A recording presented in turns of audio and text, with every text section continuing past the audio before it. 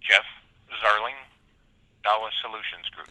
All right, our levels look great. Let's get right into this interview here with Mr. Jeff Zarling with DAWA Solutions Group and also the proud proprietor of a coffee brand as well. So let's start the interview off before we get to the main event with a little appetizer and serve some coffee up for the folks. Talk about your coffee company and how that kind of got started.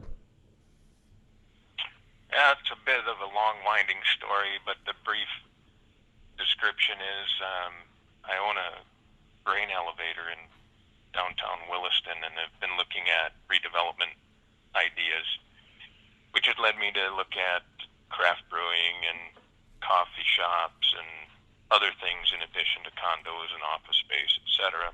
That exploration led me to look at a coffee business with somebody and led me to more of the supply chain, and I got interested in the roasting side of the business. It's kind of a hobby, actually. And then additionally, that just rolled into branding with our exposure and experience in the oil and gas industry for the last 18 years. And we developed RoughNeck Coffee. RoughNeck Coffee, talk to me about where people can get it, because that's another unique part of your distribution model as well. I should say your business model is getting it out to the masses in kind of a, I don't know, I call it a unique way. Well, we've got, traditional retailers. You can get a Little Muddy Gifts in Williston, the gift shop at the visitor center near the airport in Williston. And then we partner with safety companies because, we're oil and gas guys and gals get their training and their PPE and stuff. So we sell through air gas, on-site safety, everything safety, basic safety carries our product. And then, of course, direct to consumer online at roughneckcoffee.com. All right, so if there's a safety company out there, they can certainly get in touch with Jeff if they want to distribute that coffee as well. We're here to talk about DAWA, which has a milestone. I shouldn't say also. I mean, RoughNeck Coffee is probably about a year old, isn't it? May of 18 is when we launched that. Okay, a little over a year old then. But you've got your main company. The reason we're here today to talk is just reached a milestone. Is it 20 years that you've been operating now? 20 years. That's got to be pretty exciting for you. It is. We kind of recognized that about a year ago that we were coming up on our 20th anniversary, so we decided to hold an event to celebrate the milestone with our customers and our clients and our colleagues that we've worked with over the years on numerous projects. Planning in earnest started earlier this year, probably January, February, started going through our client list, past projects.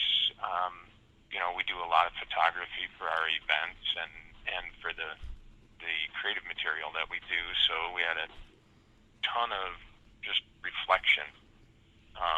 So it's been interesting to look at the evolution of our business as well as the evolution of our clients. We have a lot of very long-term clients that as they grow, we grow. And we take great pride in being a part of their business and helping them succeed. We're like a part of their team for many of our clients because we build systems that they use to run their business. We have basically two core competencies. We have programmers and we have creatives. And in addition to that, project management is a core skill of ours. So we build websites, web-based applications, and do the creative, everything from logo design, print material, trade show graphics, etc. And so some of our clients we've been working with for over a decade. We built the load pass permit system to manage that previously paper process. I think it was back in 2009 or 8 or something like that. So it's been a long time, a lot of reflections, been nostalgic. It's kind of like looking through all the pictures when your kids are graduating and you're putting together their party, and a lot of reflection.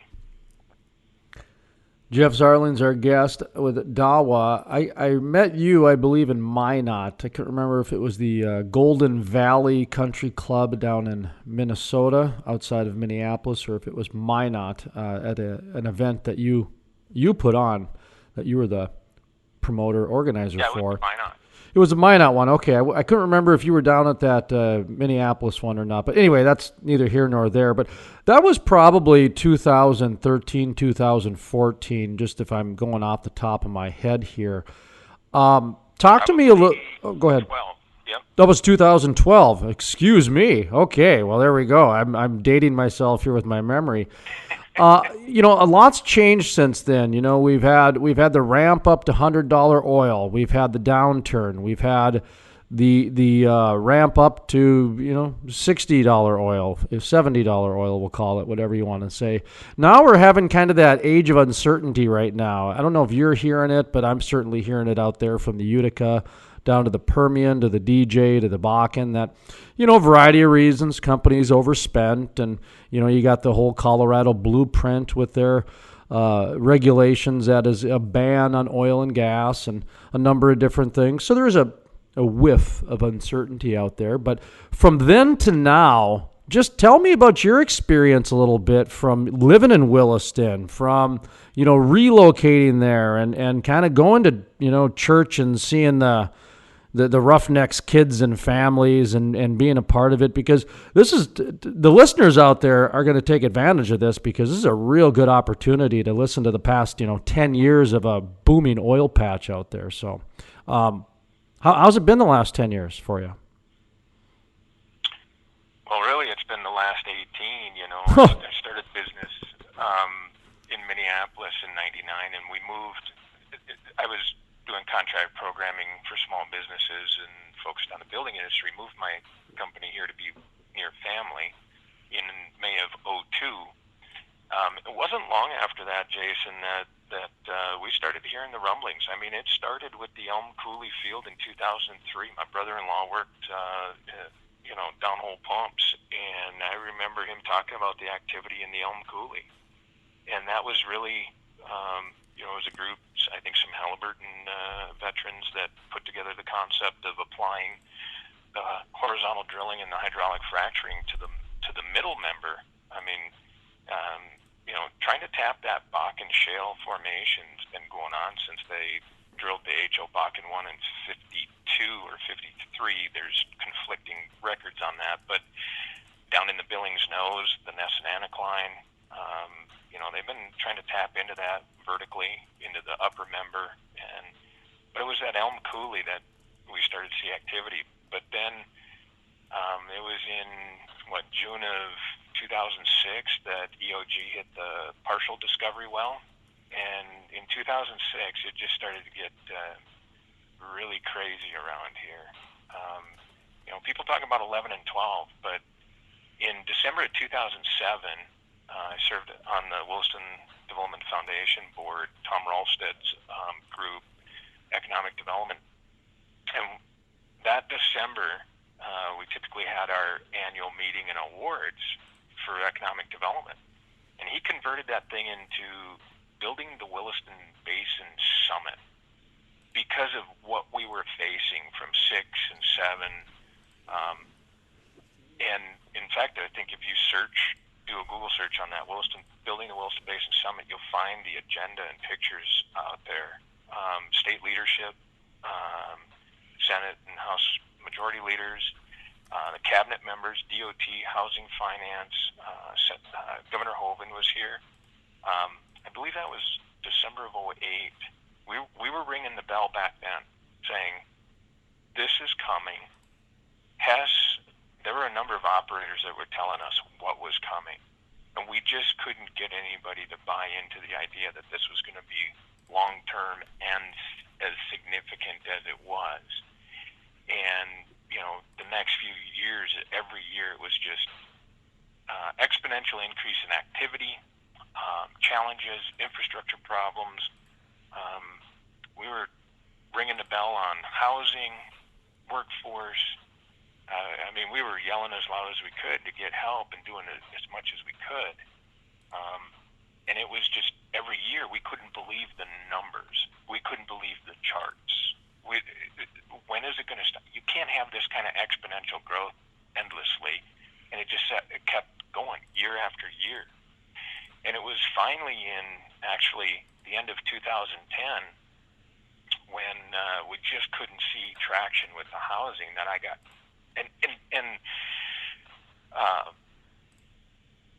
All the businesses coming.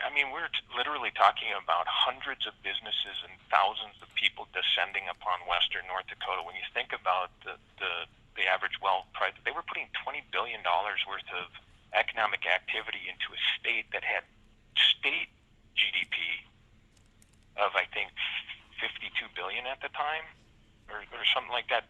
The GDP numbers are exponential growth as well. So with everybody descending, and our name was on a lot of things. By that time, we had been here 8 years. We had done the websites for the city, the county, the hospitals, the banks.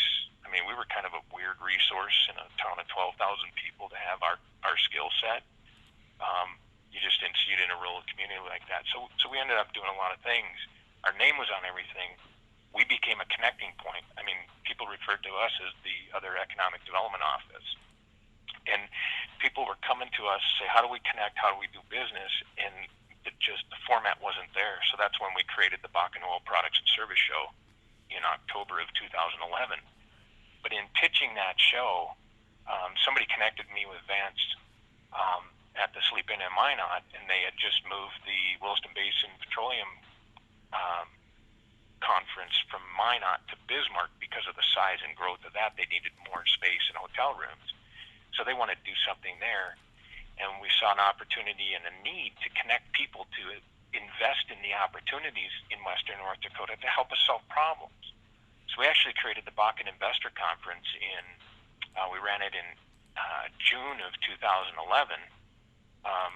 We had just over 100 people attend that event.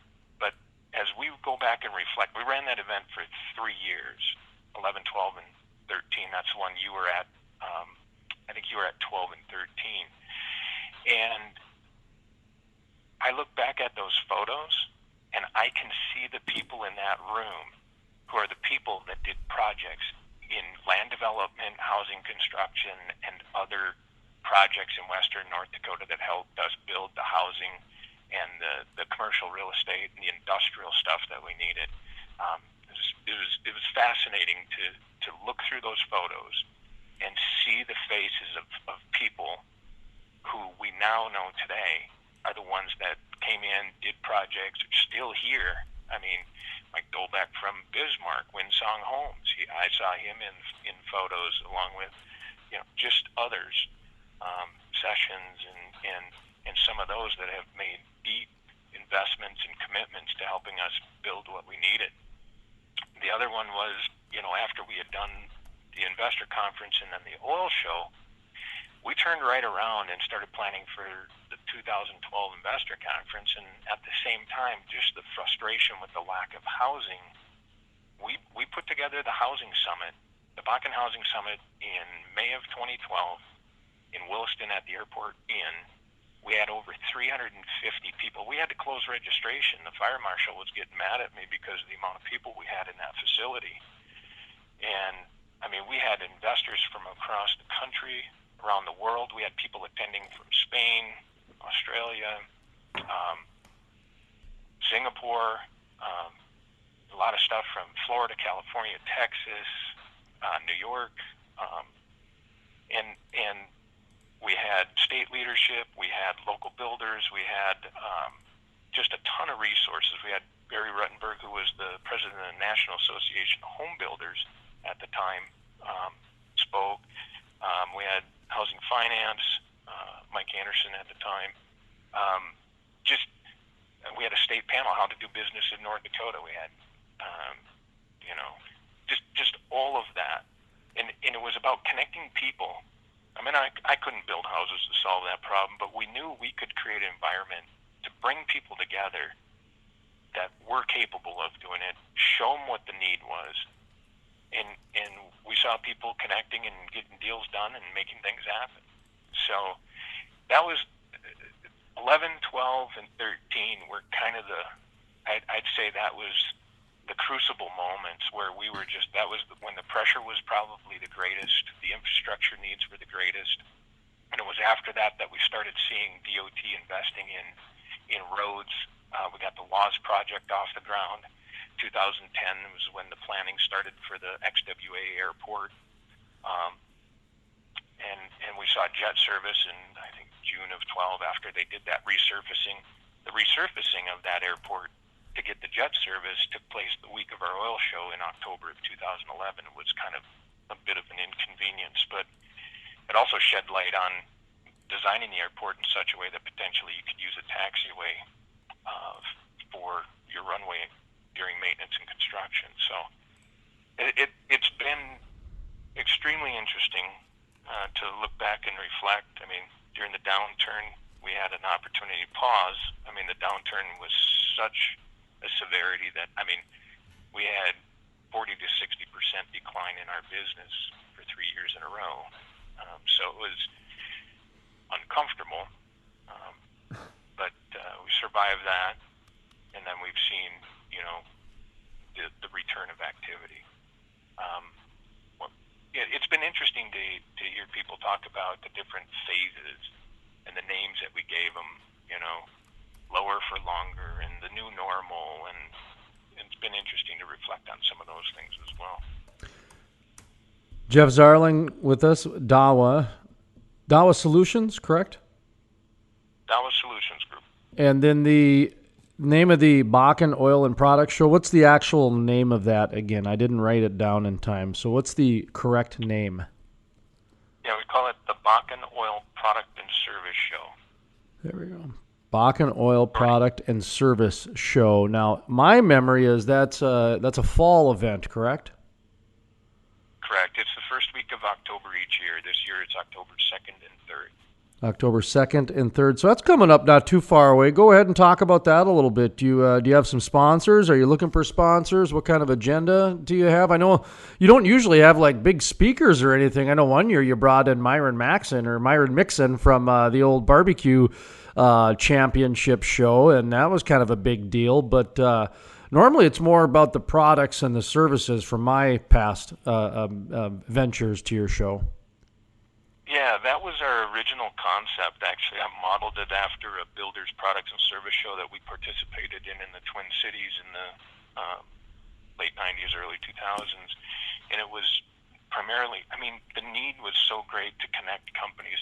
People just didn't know all of the vendors that were in the marketplace. The first year we ran it, we had, I think, about 170 booths with a waiting list of over 200 companies. And now we're down to about, we're around that 100, 120 range as far as the last 3 years after the downturn. So that's kind of where our new normal is at. That's not a bad number though. No, it's and we get people that are coming back, perennial exhibitors who are here every year making connections and growing their business and connecting with customers. But it was originally designed as just product and services, for people to connect and see what's out there and make those connections. Over the years, we've added different features. We did a barbecue competition one year to support the Salvation Army, to help them kick off their season.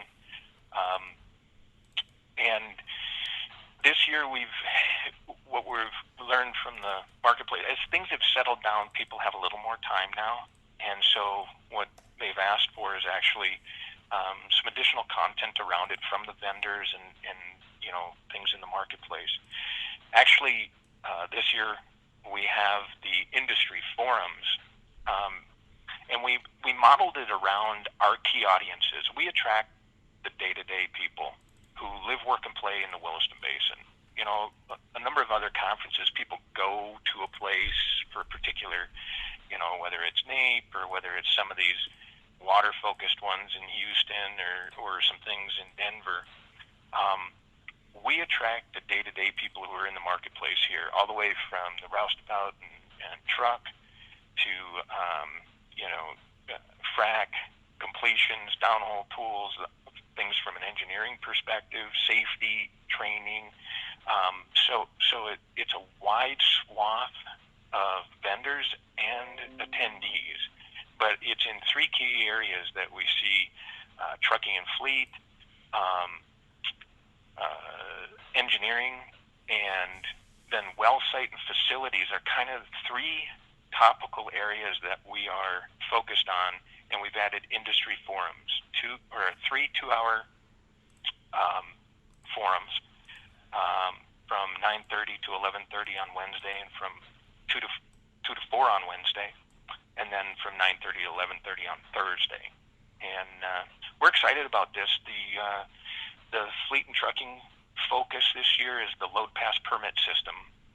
Yesterday, the load pass permit system implemented a new GIS-based routing platform that they've been working on with the state DES and all the counties, in incorporating the most comprehensive and accurate routable road network in western North Dakota into the permitting process.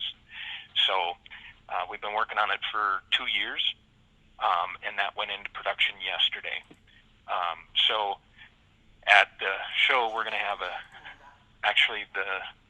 trucking forum. 2 hours is going to be focused on load pass. The first hour is going to be on training and using the system, power user topics, the number of those things, and then the second session for load pass is going to be the load pass system administrators are going to be there, the policy advisor that works on all the policy stuff, and the weather stations, and the developers are going to be there. So we're going to talk about enhancements to the system, things that people like, don't like, upcoming potential enhancements, and get input from the trucking and dispatch, the users.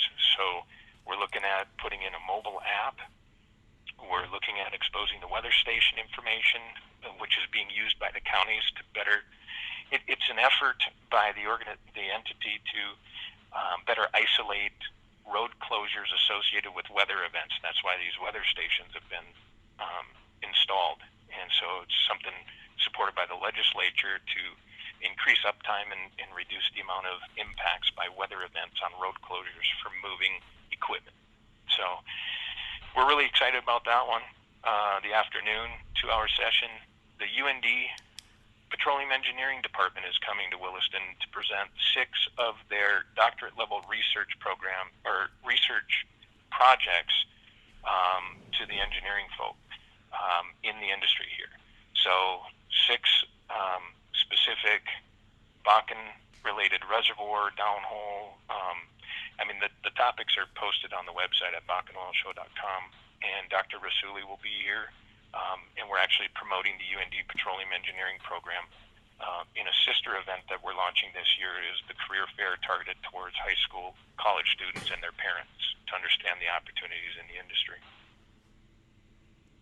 Jeff Zarling, DAWA, with us. Also, RoughNeck Coffee and the Bakken Oil Product and Service Show, October. Excuse me, I had a little coffee in my throat there. October 2nd and 3rd, Williston, North Dakota, Raymond Family Community Center. Sounds like it should be a pretty decent time, and there's going to be a couple days worth of activities, at least a day and a half of activities. You've adapted pretty well, it sounds like, and listening to the customers, trying to figure out how to bring in some knowledge that is not necessarily out there readily in all the other shows, because a lot of the trade shows are very similar. You've got one that's very unique in its own right.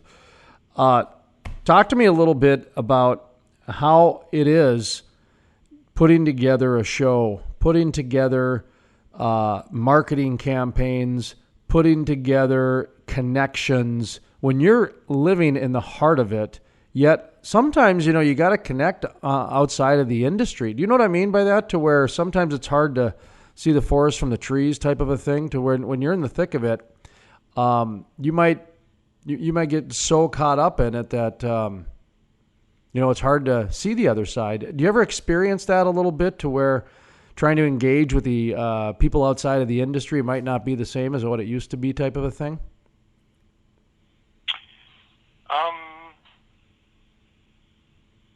As you mentioned that, I mean, I think about a couple of things. Yeah, I mean, we're in here day to day. Our customers. I mean, we build systems that for oil field service companies that run their business. So, field ticketing, dispatch, open invoice integration, accounting system integration. So, we're intimately understand the oil and gas industry, the business, and what they're dealing with, the tools that they're using, the equipment they use.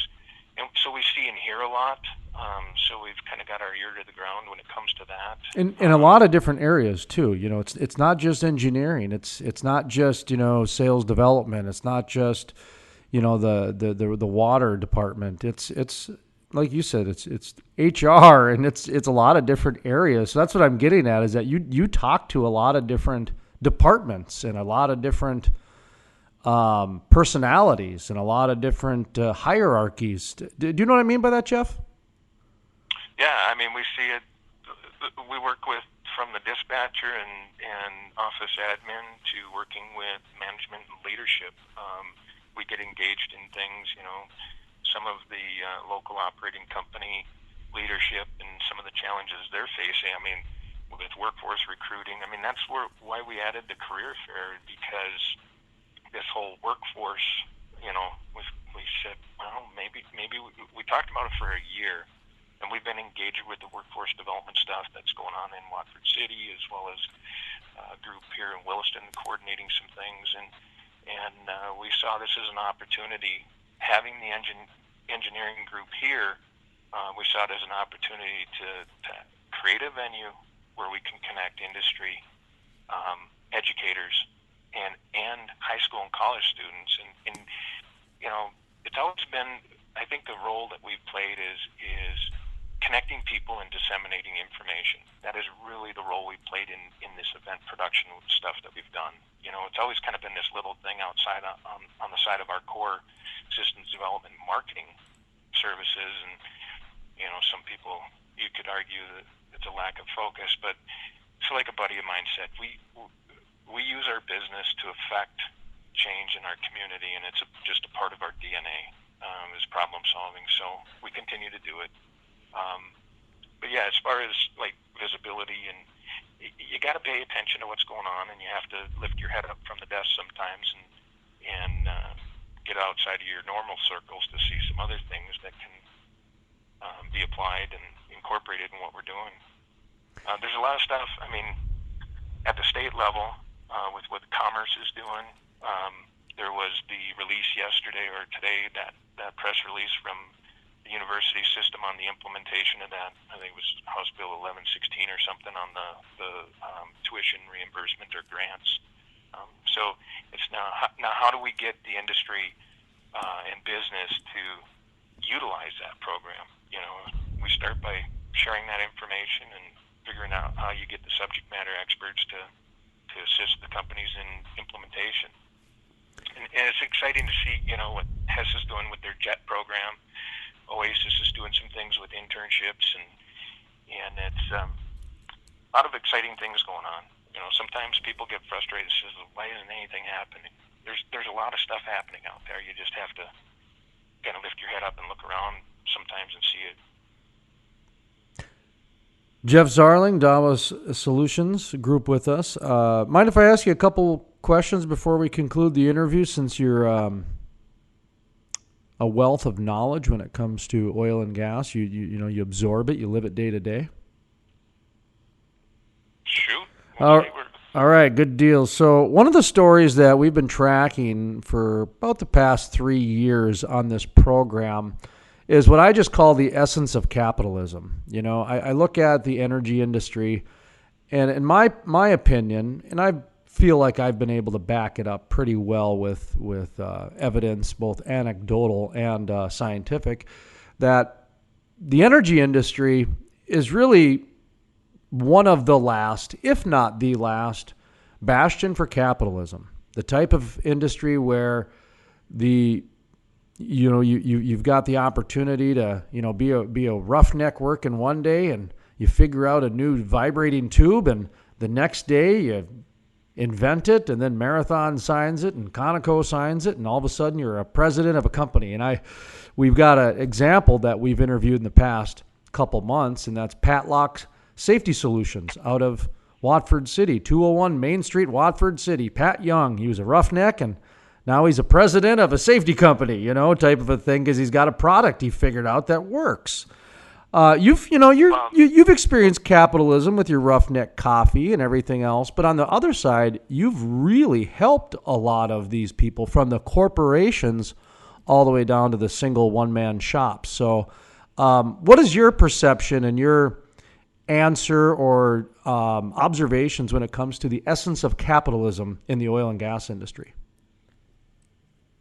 Yeah, I think it's a case study in the argument for capitalism. I mean, you talk about Pat Young, and they've exhibited at our show a number of times and brought that, watch him bring that product to market, working on well site locations and seeing the danger inherent in those pumping units not being properly locked out, and coming up with a solution and being successful with that. And we talk about diversification, serving on economic development. You talk about there's diversification, not being dependent on egg and oil and things, but we have to leverage, and we are leveraging the economic activity involved with oil and gas, and people are then building these type of businesses. Now it's a manufacturing business, right? I mean, look at Steffes, what they've done, how they've grown since they got involved, starting with their hard metal expertise with just 400 barrel tanks, catwalks, and containment, and then applying their engineering expertise to, more efficient flare stacks that reduce emissions, to now that they're heavily involved in package solutions, turnkey package solutions that are reducing on-site construction, that are reducing costs and driving down costs for operators. I mean, that's a huge impact that they're having there, and the whole electronics and the number of jobs that they've created, not just in Dickinson, but in Grand Forks. And I think about Flowcore, which I'm involved with, but Chuck Black developed a freshwater monitoring and chemical injection system based on feedback from people in the chemical business side of the business that were frustrated with these old dumb pumps, 60-year-old technology, and coming up with this smart solution to control chemical costs, better treat wells, reduce downtime. And now you have a manufacturing company based here in Williston that's producing a product, just like manufacturing with Cephas and Patlock. And software side, you've got Pump Track down in Bismarck, a family member that was involved with downhole pumps, and just tracking that information resulted in this software platform that they've developed. And so, yeah, we see a lot of that. And that's how you create jobs, and that's how you create opportunity for people. And creating jobs and opportunity is a lot better than giving, trying to support something through, just donations. When you give somebody, that economic opportunity, it multiplies and it grows. And I think we've seen a lot of that in Western. I mean, just look at the capital investment. Look at the numbers are staggering.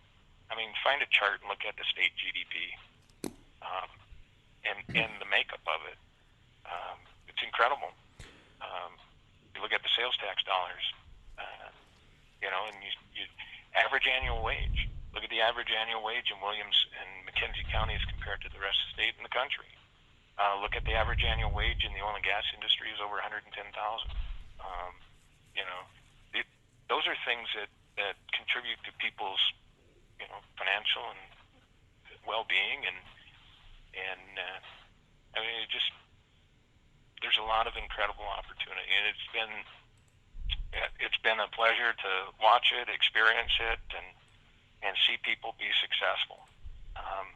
And what I love is this discussion we're having about trades. And, for 40 years we've said there's only one way to be successful. It's work smart, not hard.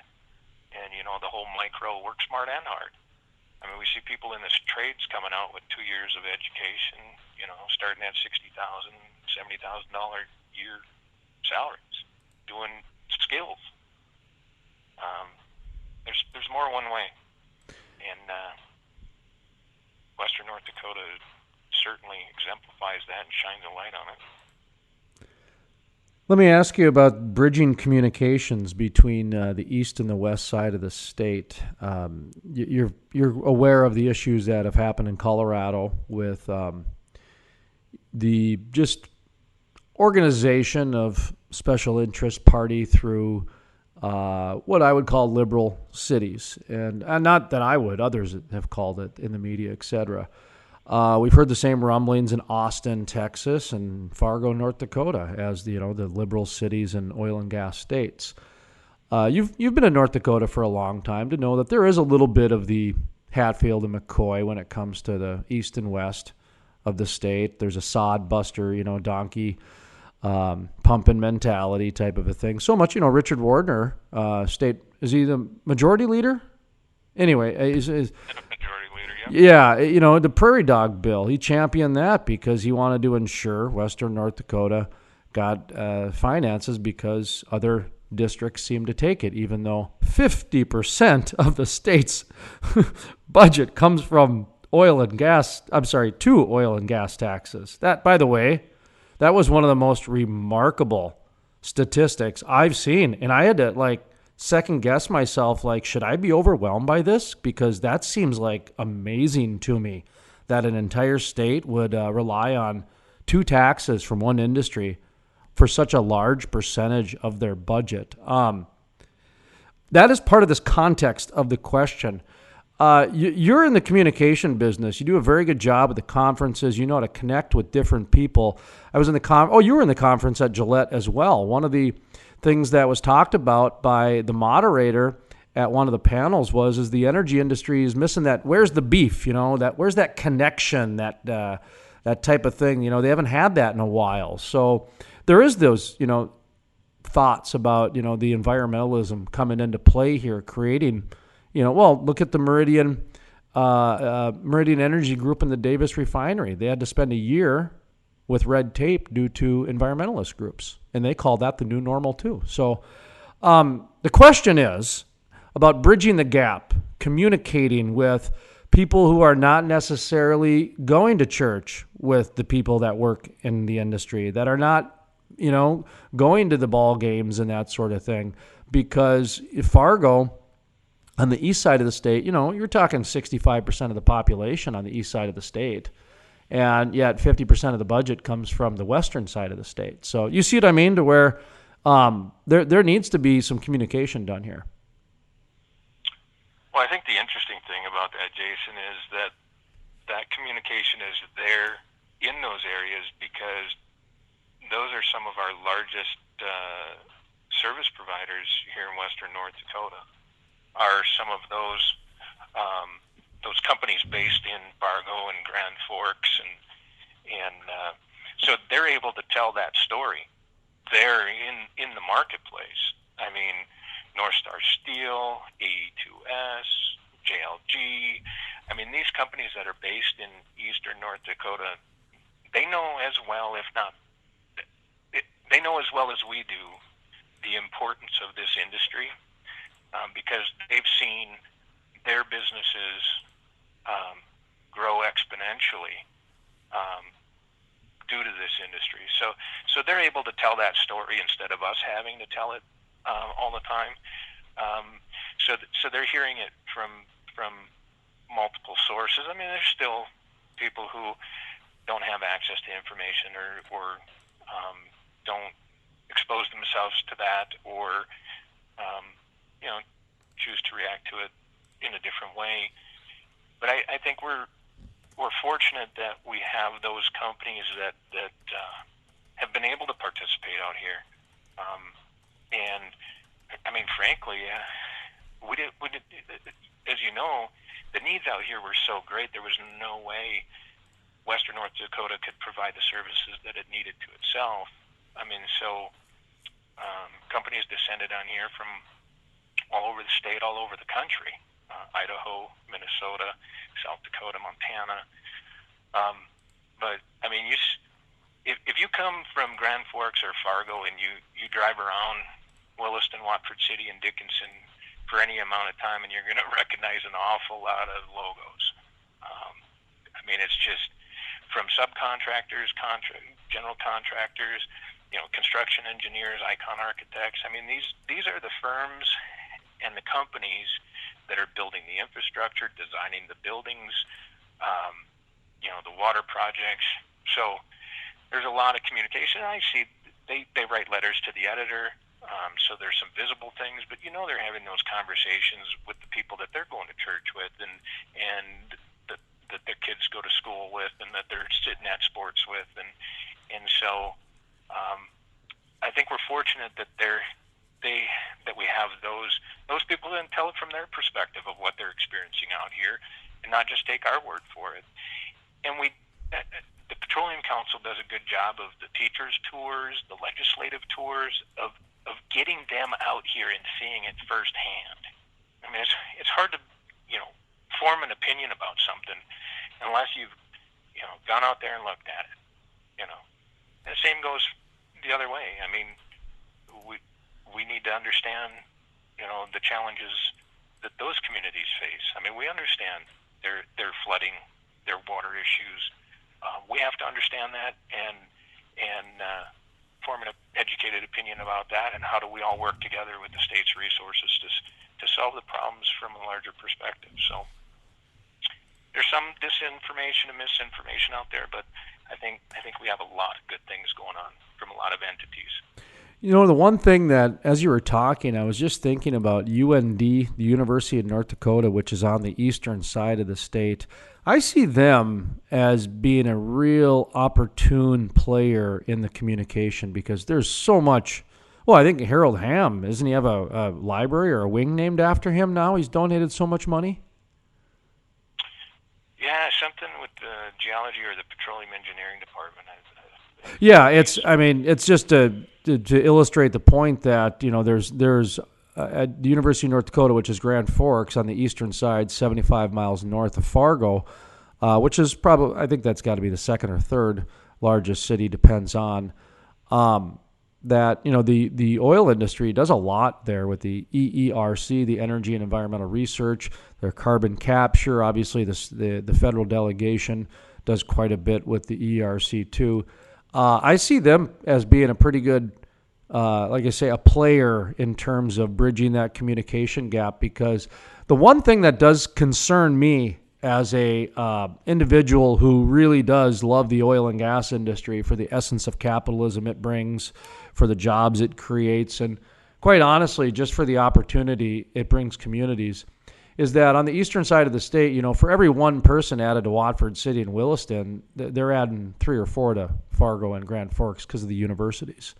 And that's just something I'm just keeping an eye on, because, that's how this slow growth of things happens. So I do think there is a responsibility for UND and even NDSU, and I would even go as far to say Wahpeton, which is about 75 miles south of Fargo, and they've got another university down there that does a lot with the UAS industry in terms of building the drones and some of the unmanned aerial equipment for Grand Forks as well. But do you have any opinion on that in terms of UND, NDSU taking a step up and maybe being a little bit more of a leader when it comes to bridging that gap of communication when it comes to understanding the energy industry and how, honestly, you need fossil fuels to basically do everything, because there is this push to bring in some environmentalism to places probably where it shouldn't be brought.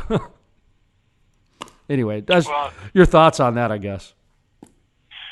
Well, I'm aware that UND and the Petroleum Engineering Department is actually engaged with the industry. They have what's called an Industry Advisory Council, and I'm not sure, there's maybe a dozen or so people on that from the oil and gas industry that advise them on what's going on in the industry, what their needs are, looking at curriculum, looking at activities, connecting people with internships. So there's significant engagement there. So that line of communication is significant. So they have access to that industry information and those relationships. So I know that is in place. I think, again, with the EERC, they're significantly involved with the industry on research projects, both federal grant-based projects and things from the state oil and gas research fund that fund research into specific industry topics, whether it's obviously CO2 capture and enhanced recovery are the big topics. But again, if you look at our oil show website and those 6 presentations that are happening, very complicated titles, but and I don't understand them all. But you can see that they're engaged. Those research topics are actually derived from and driven from industry issues that they're facing, and that's where some of those topics come from. So they're well engaged. How that communication goes out and is disseminated, I'm not certain, but you got to know that's taking place. We're seeing significant engagement with UMary BSC in Western North Dakota through the initiatives, the 4T initiative down in Watford City with Kent Ellis. You're seeing they're making those investments of time and resources and people in engaging with the industry and in the communities. Again, that career fair we're running at the oil in conjunction with the oil show is geared towards high school, college students and their parents, and we have participation from Train ND, Williston State College, UND, Montana Tech, BSC, and I believe we're visiting with you, Mary, if they're able to make it. So they're getting here and getting engaged, and I think they understand the needs, and I think they're making progress towards focusing on those needs. So that's exciting to see.